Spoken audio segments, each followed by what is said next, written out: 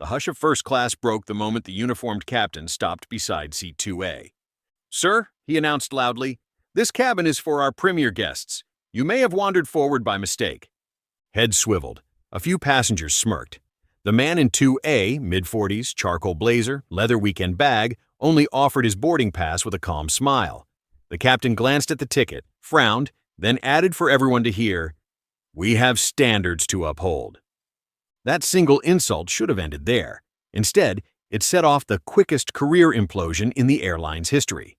The passenger was Andre Whitfield, founder of Whitfield Aero Holdings, a multi-billion-dollar private jet empire. Weeks earlier, Whitfield's firm had entered final talks to purchase a 40% stake in Pioneer Air, the very airline operating this Houston to Boston flight. Only 5 executives on Earth knew the deal was hours from signing. Captain Russell Kane was not one of them. Whitfield had chosen to fly commercial in quiet anonymity before that afternoon's board meeting. His only request was to arrive rested and unnoticed.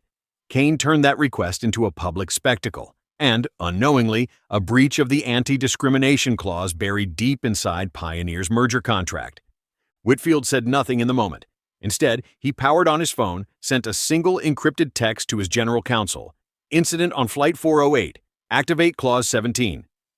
Clause 17 allowed Whitfield to freeze negotiations and audit Pioneer's customer service conduct if any executive or crew member displayed racial, ethnic, or class-based disparagement toward a passenger. The clause carried an immediate penalty, loss of exclusivity, and a multi-million-dollar good faith fee.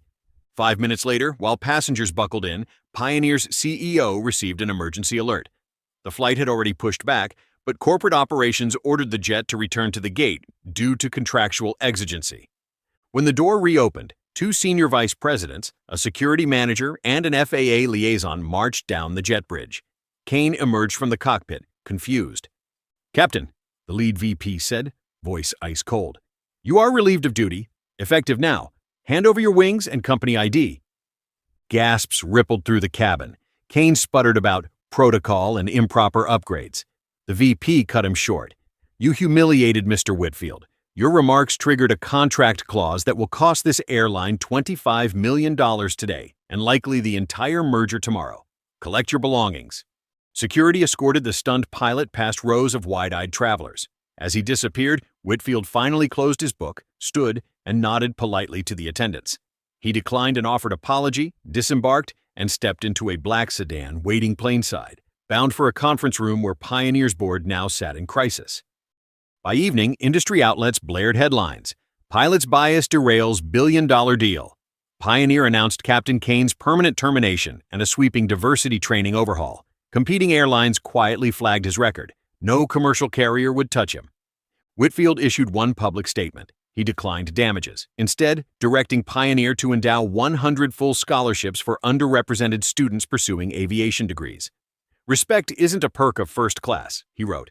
"It is the runway on which every flight should begin." One careless insult, one silent text, one broken career. Power did not shout that day. It simply enforced the contract and reminded an entire industry that the sky has room for everyone, but intolerance has no seat. If this true-feeling story of poetic justice moved you, tap like, share it with a friend who loves high-stakes karma, and subscribe for more prejudice-shattering tales every week. Where are you watching from? Drop your city below.